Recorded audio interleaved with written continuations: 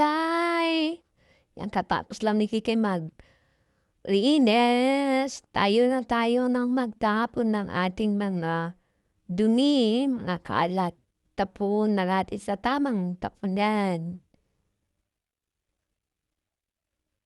Pasyalan natin yung ano ba, yung tinanim kong malunggay tsaka kamote. Grabe init guys, oh.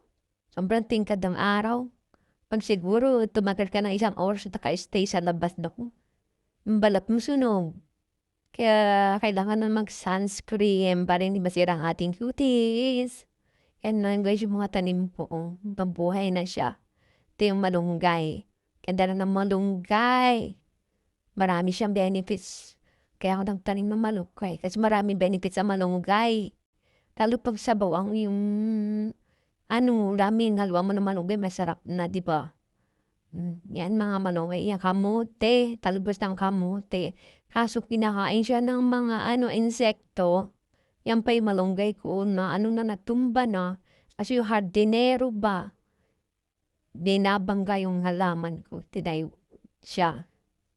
Maraming benefits kasi ang malunggay, lalong mga gulay ko, labi kakain ng mga gulay na laging healthy ang yung body, di ba, guys? Ito yung kawawa na may mga kamote ko. Kinakain siya ng mga insekto. Ano kaya magandang gawin dito pa rin siya kain ng mga insekto? Inuunahan pa kami ng insekto, eh?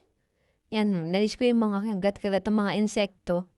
Tapos, nalis ko na rin yung mga, hindi tumubong kamote para, ang daming kinakata ng mga insekto. Pero ng buhay na yung mga tinanim ko, di ba? Kasi dito kahit magulam na yung dahon, sige pa rin kinukuha. Mas maganda kasi yung bata pa lang. Kaya bumili kami, kaya tinanim ko yung mga tangkay. Sinubukan ko, tumubo naman siya. Yan o. Pero na kaming kabote, makakalibre na kami, hindi na kami punta ng bata. Para bumili ng kamote na ang titigas pa ng dahon. Diyos po. Tuwa rin. Ang sa ibang bansa ka, kahit matigas na, sige pa rin ang bili. Ayan na siya guys, oh. Diba? Why na? Tapos yung malunggay, ito tinanim namin, liit dito mobo, namatay. Punta tayo dito guys, dito sa may papakita ko sa inyo.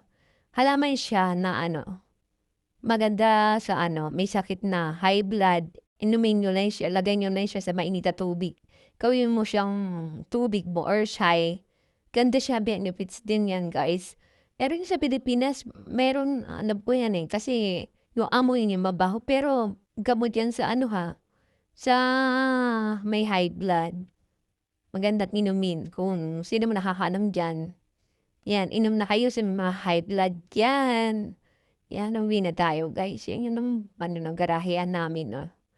Guys, thank you, guys, everyone, sa inyong pakikinig.